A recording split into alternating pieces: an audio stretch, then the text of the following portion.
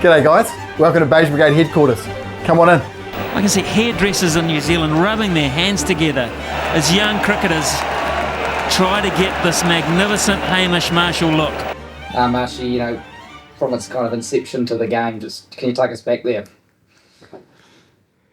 Yeah, well, I guess from a player's point of view, we didn't know where the game was going to go. We just saw it as a bit of a gimmick. It was like a bit of a day. And then actually from the fact that the Beige got involved just made it almost feel a bit more sort of like that. There was like going to be a bit of fun. And these guys added a lot of value to that. Because 2020, we'd played a little bit, but it was really just a club thing in England, really, wasn't it? It wasn't really something that had been played even at domestic level.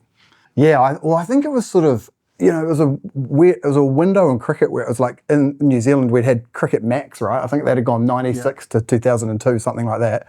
But then the IPL hadn't happened. No. This is 3 years before the IPL, so it was kind of this in limbo, and it did feel like cricket, I don't know, just needed to have some fun with itself or something. But you're absolutely right. No one was taking it seriously. I remember commentators were calling it like hamburger cricket and it's takeaways cricket and no one really cares and no one's really taking it seriously. And then I think when all these other little bits came in, which was we're going to be wearing beige, which made it sort of quite exciting because we all watched cricket from back in those days and now we get to wear the beige. Probably not quite as tight as they had it, but certainly still had the colours. And these guys added some more value with sort of challenging us to get some facial hair going, some sort of moustaches and sideburns and so forth. And I think there was also a prize for the winner. Yeah, the prize was good. It was a pellet of lime brown, I think, a pellet of beer for the not for the player and not for the major association and not for their mates. It was literally for their club team. Yeah. And so I think some of the players came under a bit of pressure from their clubs to make sure that they did get that 100 dozen beer or whatever a pellet of beer. It was a great idea, but in reality, my club, they couldn't offload this beer. Because I got second, so I won 26 dozen. And honestly, it would go into raffles and people would go, no, you can keep that. So Lion Brown, I think they still have a few dozen left because no one wanted to drink it. Is that at Copper Flat? Copper Flat, yeah. It was Lion Red or DB Draft. Yeah, so they couldn't even give it to the local drunk. It's disappointing, yeah. But it was a great idea, and it was, it actually added more value because then the boys took the sort of facial hair element or that 70s look seriously. Yeah, I mean, we issued the challenge as a bit of a laugh, right? We did some media and did some news stuff and all that kind of stuff. We literally, you'll appreciate it, pre-social media, right? So we literally just sent an email out to a bunch of journalists, and I think we probably texted Vittori, and that was about it. And we thought, oh yeah, we'll see what happens. And then kaboom, it's on the BBC website and it's on Cricinfo, and we're getting phone calls, and then it's on the news. And okay, so maybe there wasn't much pressure from the clubs themselves, but I think the players probably did feel like, actually, you know what? We can have a bit of fun with this. I think once Kenzie got hold of it, he just bullied us all into it and said, right, we're doing this. He was probably the most excited about it. Yeah. But it was amazing. We had no idea how, Dan had sort of said to us, oh, the boys are into it. And then, I guess then the team comes out and it's like, oh, hang on, this is pretty full noise. I feel like people were quite blindsided. I don't know whether the players hadn't been filmed in the lead-in. It almost felt like there was quite a reveal on the night as people came out the tunnel at Eden Park, 30,000 or whatever it was on a Thursday night. Yeah. Maybe purposefully, I don't know. I mean, those guys obviously had it at trainings and so forth, but yeah, it was kept under wraps pretty well. But you wouldn't have run your full effort training though. No. That story, I brushed it up about 2 hours before we left the ground, and I was actually sitting on my bed and I was whipping it into shape, and I was just lying to be watching TV, and I did it for about half an hour, just brushing away, and then I thought I better go have a look, and I went into the bathroom. And my eyes just popped out because I was like, oh my God, there's no turning back. It was so big. I was like, oh no, what do I do? And I actually started to get really nervous about putting it on or actually taking it out there. So grabbed my bucket hat and just pulled it down and you couldn't see anything and hit it till pretty much I went on the field. Yeah. That was going to be one of my questions, eh? Was there a moment where you were thinking, we're dressed up like this and it's all a bit of fun, but also we're about to go and take on Ricky Ponting and the Australians. And how's this going to go down? Yeah, looking back, it was great at the time, and I think, I was more nervous about what people would think and go, look at that loser or whatever. But actually, it was actually taking the players, when they saw it for the first time, all thought it was great. So that side of it was good. But you look back and you go, yeah, we mucked around as a bit of a gimmick, but the game is taken so much more seriously now. And then Ponting went and smacked 96 and we lost the game. But The whole idea of that, I think it added a lot of value to the whole start of 2020 just by starting it off that way. But I'm glad I did it, but at the time I was really, really nervous. Yeah. It took about a week for the hair to go back to curly too, so, you know. Yeah, I remember trying to put my helmet on that day. Do you remember that? I couldn't get it on. I'm trying to pull hair from out of here, and it was sitting up. Did you bat with the sweatband, with the headband? No, I whipped that off, but then you couldn't get to crush it in, because normally you got to flick your hair back. It was just such a nightmare. Anyway, as I said, it didn't last long, so it didn't matter. Is that because you couldn't see properly? Yeah, that's the reason. Yeah. Do you remember what it was like running out there on that for that game? And obviously you were dressed in the way you are, but a full packed house as well. Yeah, I've never seen Eden Park like it. Apart from I have been there when it's like that when I was in the crowd, but to go out, those old terraces just absolutely chocker. But it was an awesome day. Like the day was still not a cloud in the sky. Remember, it was a belter, which adds to it all. And then those days I used to have to run from mid-off to mid-off and towards the end of the game. And you'd be running to the terraces and it'd just be this huge sort of big wall of people. And I'd get standing ovations every time I ran down there, the hair going everywhere. So it was about the only time I got a standing ovation. Yeah, the Aussies didn't really get into it, because the New Zealanders, I remember, Cairns had the full Blake Baron von Munchausen. I remember Vittori had some big mutton chops. Yeah. Skippy had done quite a good kind of, he looked like a Guess Who character with kind of sweatbands and there was quite a few sort of big handlebars. Droopy Moes. Yeah. I think Kasprowitz did a bit of a Dennis Lilly. I think he was the only one from the Aussies, I think, that did it. Yeah. Couldn't get them to buy into it. Mind you, I couldn't grow facial hair, so I was buggered no matter what. How did you decide who won and how you did the placings? Oh, it was pretty scientific. Pretty scientific process. I think Lane and I sat around and drank maybe the first dozen of those pallet of beers that you couldn't get rid of. Had a few beers, but there were a few standouts. It was tricky, I guess. Yeah, moustache and perm. We did. Hamish came second. Cairns looked, outrageous in its sort of multiple facets. We're really conscious of Hamish's lack of facial hair, which is a couple of points off. But the super af, certainly made more convenient by the state of his hair on any given day. To be honest. Who came third? I think it might have been. Was it Dan or Skip? Nah, I think it might have been Skippy. Yeah. Yeah, because Dan was on the bench that game, strategically. Oh, yes. Strategically. Not that we took points off for that, but yeah. White floppy hats. I remember the team didn't have any toweling hats, so we had to raid the Beige Brigade archives for those because, I think something, so far out of fashion, you couldn't get them in the shops. Is there a challenge this year? The Beige Brigade got a challenge this year? I reckon we should. I've heard that Michael Brace was growing a mode, so, I think it would be great if there was a little bit of an homage, not to the Beige Brigade per se, but to the 2005 BLACKCAPS for having a nudge. I mean, to show that cricketers can still have fun. So yes, absolutely, we're going to make that happen. Good. We'll issue that challenge right now, Willie. I think a Australian police 1980s look would be quite a good thing to aim for. So definitely just sort of maybe focus on the moustaches. But I reckon Ratch and Ravindra could echo a Hamish Marshall if he really got himself. You might need to give him a few coaching techniques. Hey, look, I can good slug on him. It'd be great. Yeah. That's what I want to see from Ratchin. And Daryl Mitchell, I think he could probably do quite a good Andre Adams, so sort of a headband scenario. Yeah, I can see that there's a few things to work with there.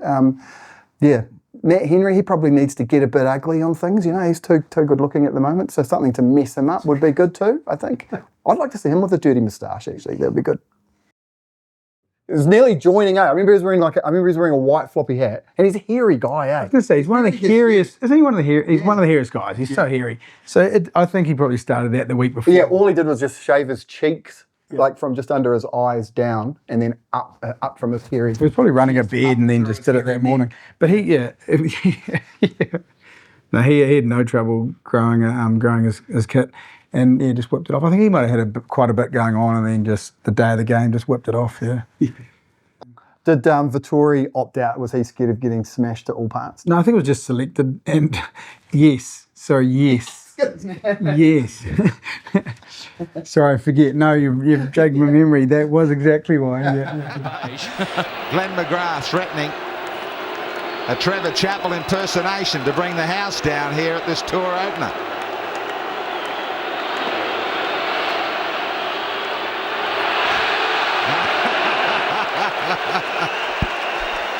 The stage is made for Billy Bowden. I mean, it was just a little moment where I had to say, I guess going back to what we were saying before, and it was all just a bit of a new sort of idea, a bit of a gimmick, and I guess because of the shirts we were wearing and things, it just rolled back that memory, and they sort of had bought into it and had a bit of a laugh. He didn't roll it though, did he? Did he roll it? Bowden red-carded him, eh? He didn't roll it, yeah. But look, it just brought up that memory and it got the crowd going. I do remember the crowd getting right stuck in, because it brought back that memory to them. So they got stuck into him for that. But good to have a bit of banter. You want to see a bit of that lightheartedness and see a bit of I reckon that was part of it, actually. I reckon that the way New Zealand turned up to that game, like looking silly and all that kind of stuff, but also showing that you can have some fun with it. And then I feel like the Aussies probably had these really intense training sessions going into it and all that kind of stuff. And then suddenly they turn up to the game and you guys are taking the mickey, kind of, but playing properly. But, you're obviously having a bit of a laugh with it. I reckon it's got a bit contagious for them, but they hadn't dressed up. So what could they do? And it felt like, hey, we need to enter into the spirit of this. And that's what that moment felt like. It felt like, oh, you guys are having some fun. We can have some fun too. Yeah, it was getting a balance because both teams did want to win. We certainly wanted to win. But we knew there was a bit of an element of fun to it. But the idea was to first and foremost win the game, not be the biggest idiot on the planet. So you're saying you were also trying to score 96, but you just couldn't get round to it. Yeah, I couldn't even get to 6. Yeah. So no, it was definitely Specialist fielder though. Pretty well, amazing. Yeah. Just mid off. Yeah.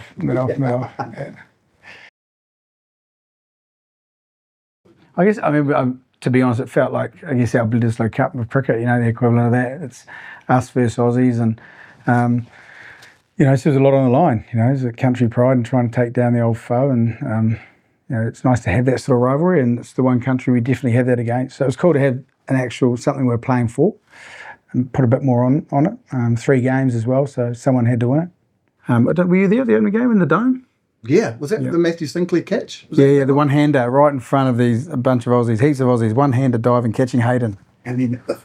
turn around and went, That was good. So that was probably one of my... I remember back to that one because it's one of my favourite games. You had a good day that day, didn't you? I got a few runs. McCallum and Kens came in and whacked a few at the end to get us sort of over the line. I was sort of chipping it around with them.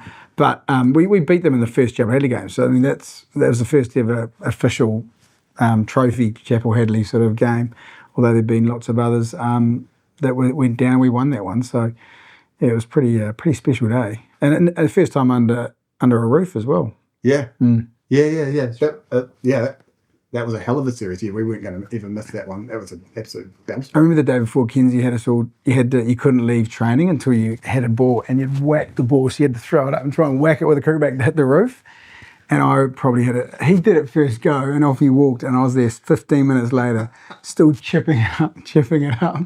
Couldn't hit the roof. Two there. Yeah, Margie, come on. Okay, cheers, mate. Yeah, I mean, it's just a complete accident, not an accident waiting to happen, just an accident, and I think, it's pretty, God, it's a long time ago now, but I mean, how it started is it's Daniel Vittori's fault, so if anyone doesn't like the Beige Brigade, it's his fault, and it's because he bought a £100 Bruce Edgar 1980s kit. It was actually at a sports auction or something over in the UK. I think it was New Zealand Under 21 tour or something like that.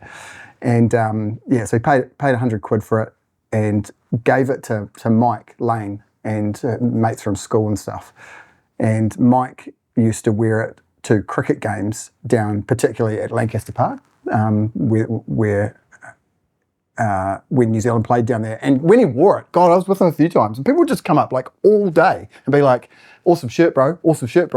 And then the next phase would be like, oh, my mate up there was just saying he'd go buy it off you for like $100. And then it was like, that would happen like over and over and over again. And it's like, we could make these. It's like we were not seamstresses. We did not know what we were doing at all. And so it was literally a matter of like going old school, like breaking down the pattern and all that kind of stuff. And then you got to try and find material. It's not that easy to just go out and buy like a reel of tan fabric with no money, and they have to dye it from white.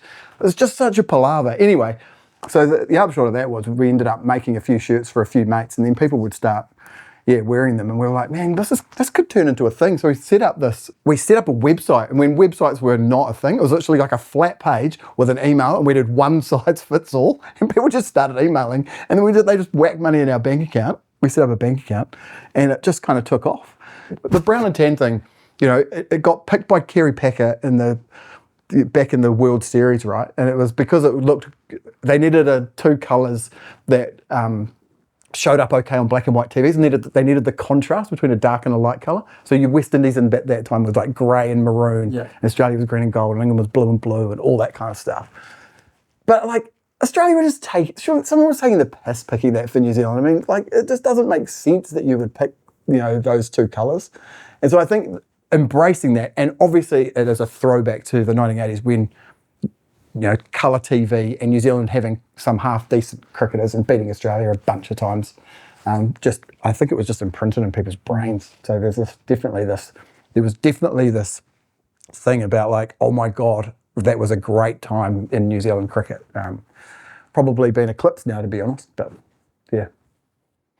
Yeah, so this is one of the balls from the underarm game, 1st of February 1981. So how that ended up sitting on the Beige Brigade dining room table, we bought it on Trade Me, which sounds dodgy, I know.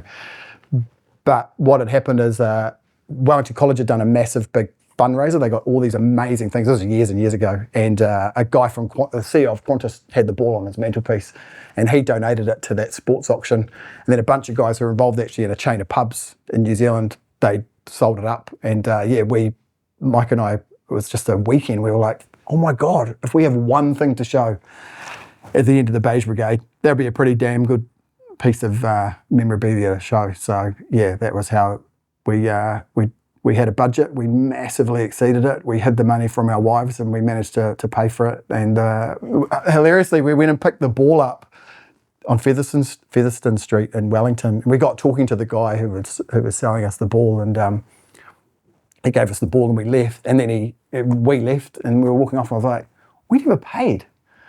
So we had to like ring him, and he was like in a taxi, and we had to turn back around and do it all again. We got a bit distracted. Originally, we just had the ball like sitting on our TV, which that is probably not where it should be. Insurance people have said to us, it's probably worth a bit more than that. You probably want to make sure it's under lock and key. So yeah, we looked into our options around that, and the vault in Auckland was the most amazing thing. So it was quite near the viaduct, which for obvious reasons was pretty convenient.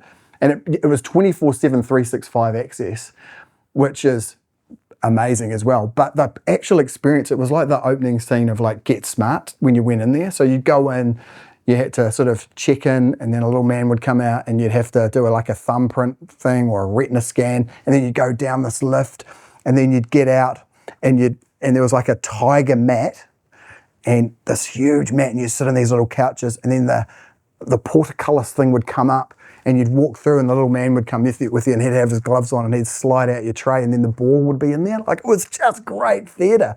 So you imagine you're out having a few beers, say 5 or 6 beers, and you just get yarning to someone, quite often journalists or cricket fans or whatever, and then you'd be like, do you want to come and have a look?